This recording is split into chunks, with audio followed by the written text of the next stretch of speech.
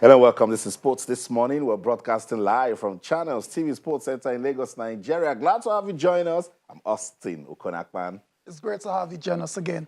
I am Tayo Salah. Okay, we'll continue our look on the development of table tennis in Nigeria. Tayo, yesterday we had the president of the Nigeria Table Tennis Federation who was speaking about the influence of Quadri Aruna on the sport in the country. This morning, Aruna Quadri, yes, champion with Sporting, his club in Portugal. That's the last time we played for Sporting.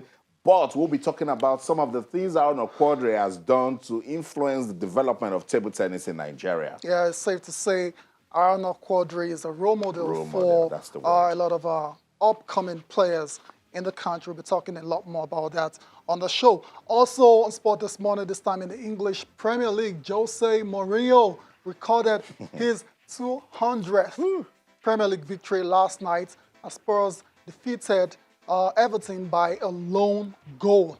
Jose has been under pressure. Spurs have been very inconsistent since taking the job. But yesterday against Everton, Everton have been the form team since the Premier League restarted. But Jose and Spurs have found a way to win that game by a lone goal. Yeah, and take off some pressure, you know, because those are some of the games that you expected them to win. But shout out to Jose Mourinho, 200 English Premier League win is worth celebrating. We'll talk about that more on the program. Also on the show this morning, 2 days. No, that's Werder Bremen. They narrowly edged on the away goals rule in their Bundesliga promotion. So, Tayo, it is safe to say that their status have been retained. They won't be going down. Lucky Werder Bremen. Lucky Werder Bremen. They're very lucky because the Bundesliga has got a system where even if you end at the bottom, you've got a chance to go do the promotion relegation playoff. And that's the avenue Werder Bremen have taken advantage of. And they will be staying in the Bundesliga for the next season. So congratulations to Werder Bremen. You can see the celebrations at the end of the final whistle. So that's it. Congratulations, Werder Bremen. Away goes recounting for for somebody somewhere in Germany. Good one. Just imagine Werder Bremen out of the German Bundesliga. Top side. Remember back in the day, Osimhen would have ended there when he was just coming out as a top player. We'll come back to that discussion. Absolutely. Let's bring it back home now. We're talking about the development of table tennis in Nigeria. We started talking about it yesterday just to find out how the federation is coping with COVID-19. Aruna Quadri, Tayo, is ranked 20th in the world, #1 in Africa. Led his team Sporting to win a remarkable 37th title. That's dominance right there. Yeah, talk about dominance. 5 in a row now for Sporting CP.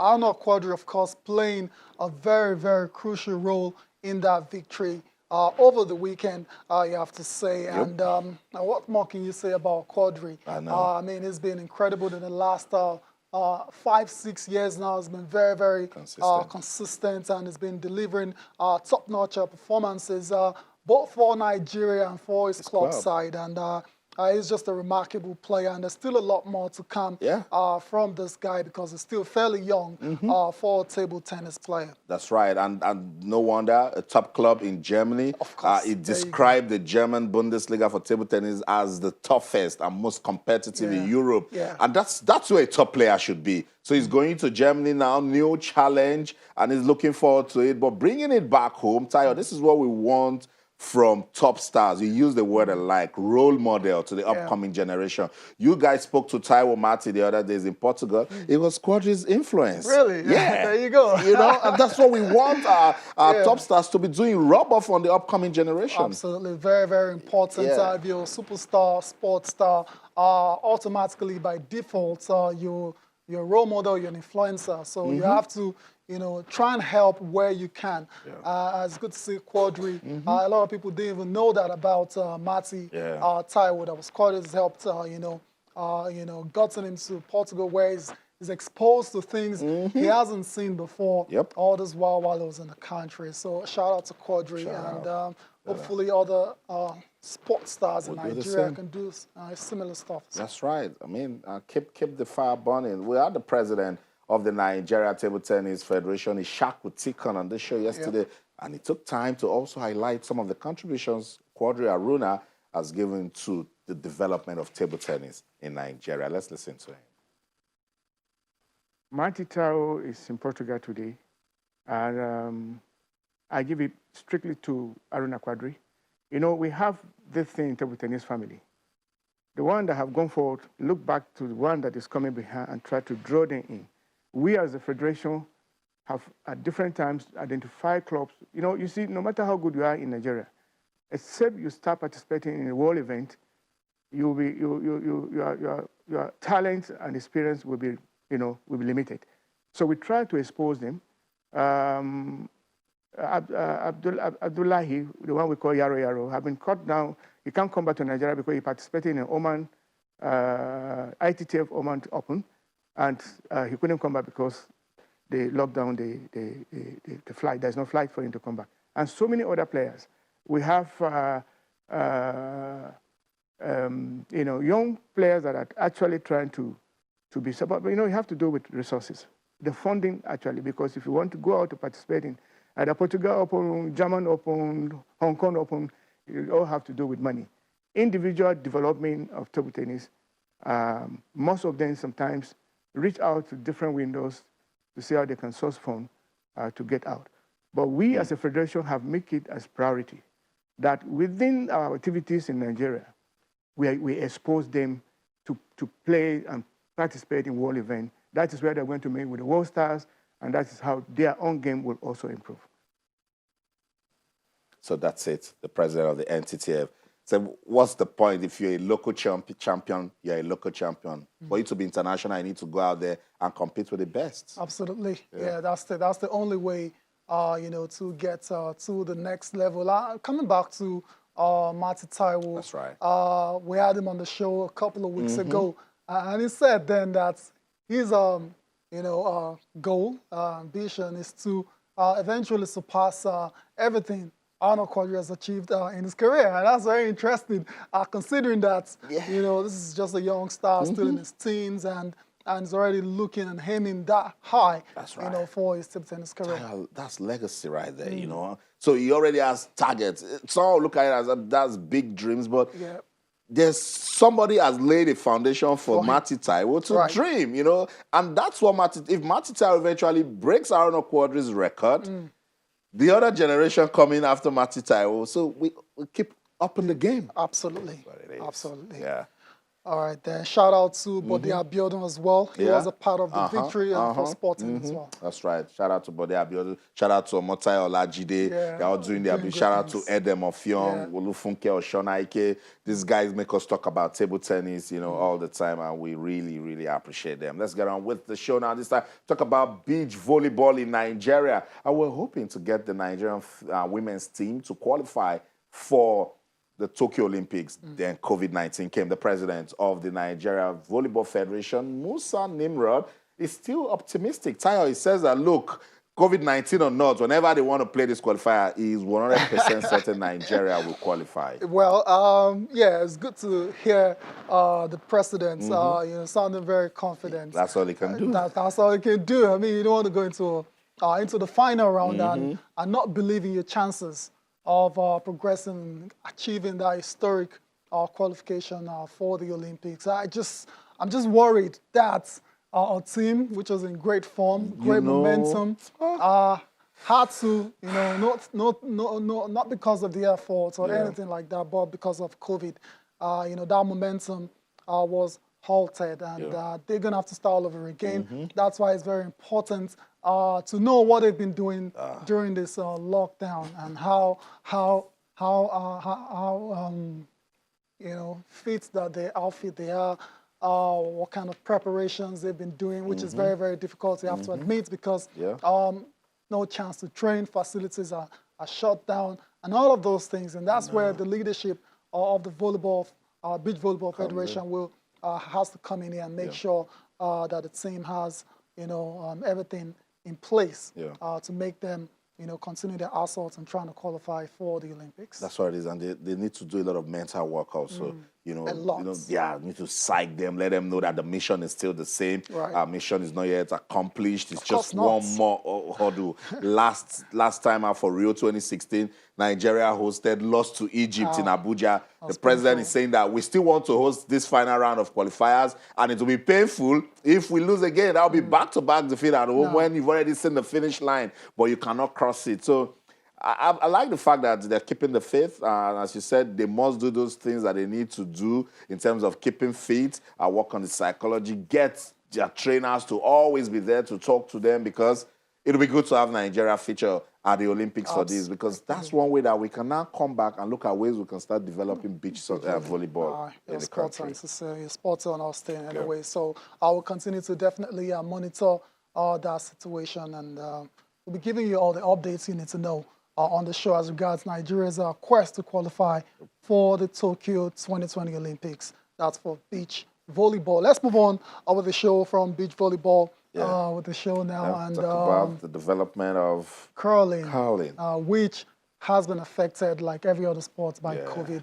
Once again, Nigerian curling just a couple of years ago made history by becoming the first African country to qualify for a World Curling Championship. I remember in that competition, TJ and Susanna Cole represented the country and actually won a game. So they didn't just go to participate; they actually ended up winning a game as well. So we'll be going to Paderborn in Germany now, where the president of the Nigeria Curling Federation will be joining us on the show to tell us what's going on with the sport and how they've been coping during these Rona times. Good morning, Daniel Damola. It's great to have you on the show. Good morning, Tayo and Austin. Nice having me today. Yeah, it's great to have you. How you doing? What's going on with curling at the moment? Of course, the coronavirus has disrupted, sporting activities across the world. Well, it has been very, very hectic for everyone and also the sporting family worldwide. As you guys always report. Basically, you guys are doing a nice job trying to cover us while we are still at home trying to battle this issue called COVID-19. Well, it has affected a lot, basically our own sports and also our goal to develop the sport in Nigeria, which you could remember in your show. One of my directors was on your show some time ago, Chris Nemeth, to roll out the plans for the year. If you could remember, I think it was Tayo and Cecilia that was anchoring the show. So it has been very, very disturbing news to us here in the curling world. I know it's not just curling, it's everything sports. Even those sports that we thought that had no contact, they're still suffering. Let's just hope that COVID-19 is defeated. Damola, we're going to keep you. We will come back to the conversation. Let's just go on this quick break. When we come back, Daniel Damola, the president of the Nigeria Curling Federation, will tell us some of the post-COVID-19 plans for the sports. That's when we return. Don't go anywhere. Stay. Welcome back, Sports This Morning. We're broadcasting live from Channels TV Sports Center in Lagos, Nigeria. We're taking a look at the development of curling in Nigeria. And someone said, really? No ice in this country? And we have curling? We're being innovative, and that's what it is. Because if you say, oh, we don't have ice, we're not going to do it now. So, Austin, very interesting that you brought that up. No ice and you're doing curling. That's not going to happen. But guess what? There's going to be ice really soon. They're working on that. They're working on that. Same thing with the bobsled team. At the time, they were going to the Summer Olympics. Yeah. So I'm like, really? We're going to do bobsled? Yeah. In Nigeria? But the truth is, if the sport is going to get to the next level, it's going to develop to the next level, there's got to be facility in place to train the local talents that we have. Because at the moment now, it's majorly dominated, the team Nigeria is dominated by Nigerians in diaspora. That's the only way you can start. Exactly. But then you need to bring it back home and develop the sport and perhaps put a facility in place. Now, Daniel, a few weeks ago, the story came out that you've actually, started work on developing an ice rink in Calabar. Tell us more about that. Well, Tayo, that's true. Like you said, and Austin also mentioned that for the game to develop, we had to put a structure in place. And that is why from inception, where we started the Curling Federation in Nigeria, we had a blueprint that for the sport to, come to stay, we just have to get our roots right. If you could remember when I was on your show, I think in 2018, then I think it's Yemi that asked a question. What will we do to prove the skeptic wrong? I told him that if Nigeria cannot go to the ice country, ice will definitely come to Nigeria to stay. And that's what we are doing. We have already bought a property in Calabar, Cross River State. The property is about 27.366 square meter property, which we started, developing as of now on the first phase by clearing the land. We've done that, and then we are fencing it as we speak.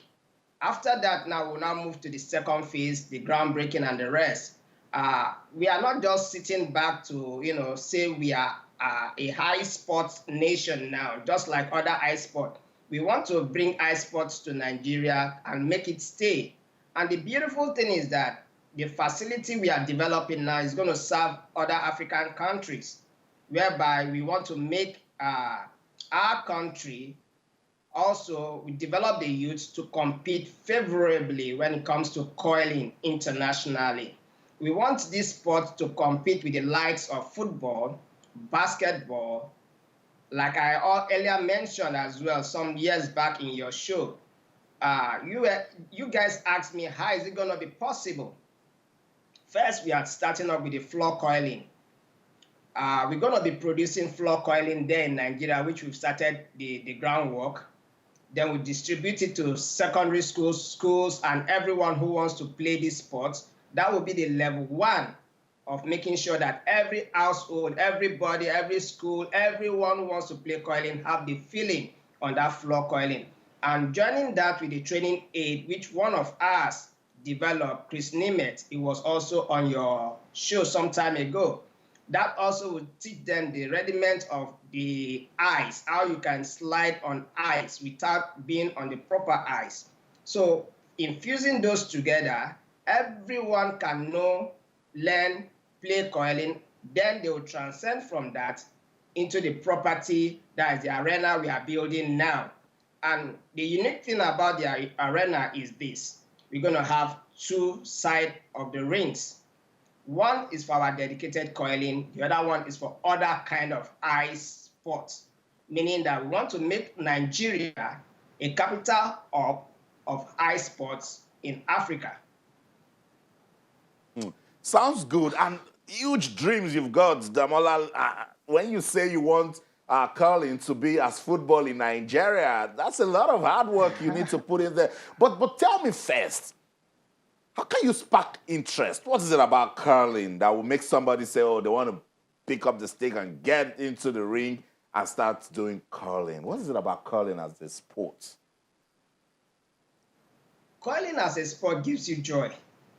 Just the mere feeling on being on ice alone, you experience a kind of, joy you've never seen before. And that's why if you look at the totality of curling sport, it is recommended for so many kind of healing, like the children with the autismus and the rest. If they play curling, definitely to pull them out of those kind of situation they are in. So curling is very unique on its own. When you talk about the medical benefit of curling, now coming to the entertainment aspect. Have you ever seen somebody going through the narrow way to take out a stone? I bet you would like to see that. Go watch it and you'll see that. Now, making it a household sport in Nigeria to compete with football, just like I've said now. I think you saw the last clinicals we did in Nigeria. The kids were just asking for us to keep coming, please. You understand? That is why we took it upon ourselves to say we will start producing those floor curling to distribute to school. Again, just like in this particular situation, the whole world is finding themselves. You take your floor curling at home, you can play with your kids. So I think the sport is very unique on its own. Very, very unique. Indeed, and we it are is. working towards that as well. We are going to the Olympics soon. We are on our path to the Olympics. Yeah. I love the plans. I love everything you put in place. But first we must beat COVID-19. And that's why I wanted to ask him what are the plans post-COVID-19 to keep the sport relevant. Very important. And he mentioned going to the Olympics as well. So obviously they'll be trying to qualify for the Olympics. That's right. So Damola, post-COVID-19 plans for curling. Of course, Tayo and Austin, our post-COVID-19 plan, we have 3 championships coming up now, apart from the facility we are developing. We have one in Scotland, that's for the mixed 4. We have the second one in Wakkanai, Japan, both the male team and the female team. The good news about this is that our female-grown home team are going to be participating in the championship in Wakkanai, Japan. I think initially we had 3. We had to up the game with one that's going to be a reserve. We have Ibizo Wamat, we have Alimat Buhari, we have Aniobu Amarachi, and Deborah Alemeton, who are the 4 home-based team groomed from Nigerian soil that will be stepping on ice for the first time. And these are the kind of things we want to do, projecting the home fronts, then transcending them into the international stage. And aside from this championship in Wakkanai, Japan, we also have one coming up in Istanbul, Turkey for the mixed 2. The favorite, you all know, TJ Cole and Susie Cole are going to also continue on the quest in acquiring points towards our dream of Winter Olympic 2022. So our post-COVID plan are very, very packed up.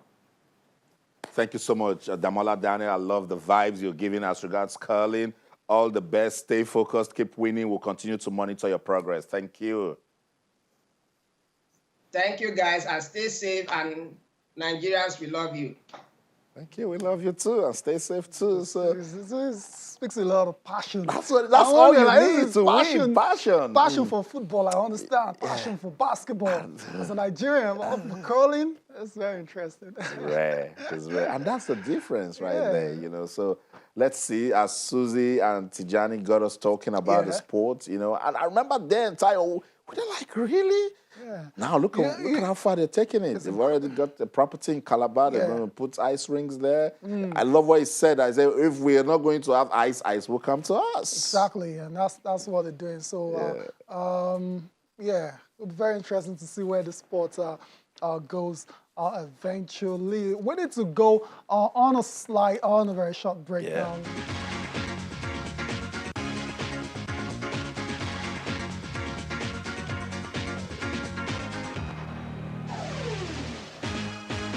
Welcome back, Sports This Morning on Channels Television. Don't forget you can be part of the conversation on Twitter, Channels_Sports. And we've just opened a thread as regards the development of curling in Nigeria.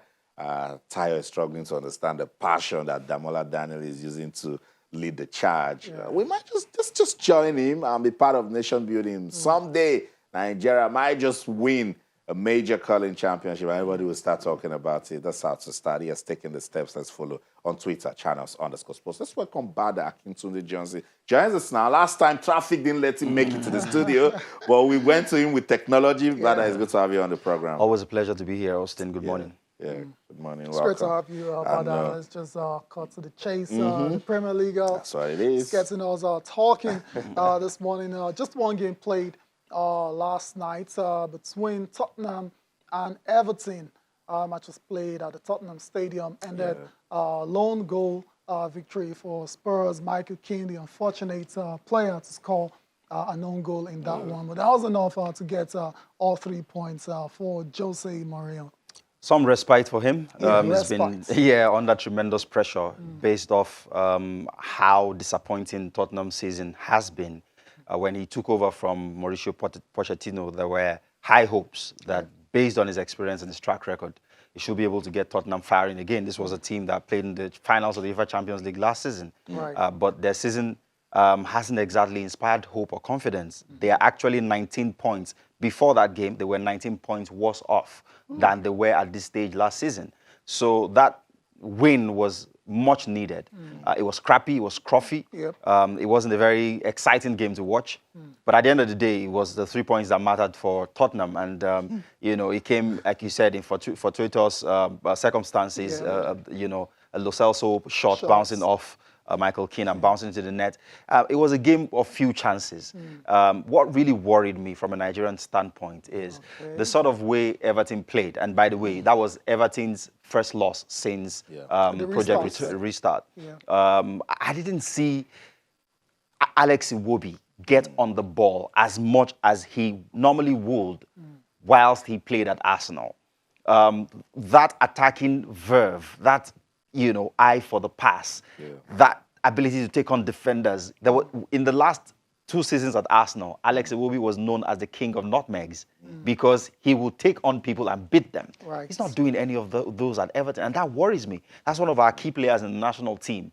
I mean, due respect to Ancelotti, he's an Italian manager, great experience, great repute, and he has his ways he wants to play, especially because his resources at Everton are quite limited compared to the other clubs that he's managed. But I'm just worried about the impact of the way Everton plays on Alex Iwobi and his attacking abilities. Particularly that he's not as daring. That's what he's saying. He's not taking the initiatives. He's not allowed to. I mean, they're very pragmatic in the way that... I think that the Everton style is a lot pragmatic. The midfield players, Sigurdsson himself, are supposed to get the ball to the guys up front as quickly as possible. It takes one touch, he gets rid of it. Takes one touch, gets rid of it. But whilst it was at Arsenal, he was given the mandate to take on players and beat them. And you know, that inspires a lot of confidence. That allows you to use your creativity on a regular basis. And he's not doing that right now. Interesting. Talking about players, there was a bit of handbags going on after 45 minutes between Hugo Lloris and Heung-min Son. Are you worried for which one are you worried for? They made up afterwards. You saw them embrace after the match. But the positive spin that Mourinho put on it was that it was just good at halftime to see that the players didn't have to wait for the manager to point out what the problems were. Hugo Lloris was giving the player the stick for not closing down a man. He was abandoning his defensive responsibilities, even though he was an attacking midfielder. You know, and at the end of the day, they say all is well that ends well. They got the 3 points, so they kissed and made up at the end of the day. And goalkeepers are allowed to do that. Absolutely. Remember George Campos? He will even go push his players. Chilavert did the same thing. And every team needs that sort of leadership. Hugo Lloris is the French national team captain. He's one of the most experienced heads in world football. So if there's a player who can put you right, that's the man. That's the man right there. Before we leave Spurs and Everton, quickly, Jose, 200th Premier League win. Just the 5th manager to reach that milestone. And is the 2nd fastest to get there after Sir Alex Ferguson. No doubt, it hasn't been the same Jose in recent years, but you can't take his record away from him. He's one of the greatest managers to have managed in this league. He's won multiple Premier League titles. And the records bear him, you know, witness to the greatness that is achieved. 200 wins is no mean feat in one of the toughest leagues, if not the toughest league in the world. Particularly this season. So congratulations, Jose Mourinho. When Bada said something about it being a boring game, but it's important that Tottenham got all 3 points. Made me remember when he was in Manchester United and a reporter said, Jose, do you think it was a boring game? He said, I have on my notepad that we won. That's what's most important. Play to win. Let's move on to matches that we played today. Austin, important games, especially for Chelsea, because United are right behind them and hoping that they slip up somewhere, and they'll be going to Palace later tonight. Chelsea Palace. That's a very tricky game. Watford, Norwich, and Arsenal, Leicester. That's a potential banana skin, like you quite rightly said.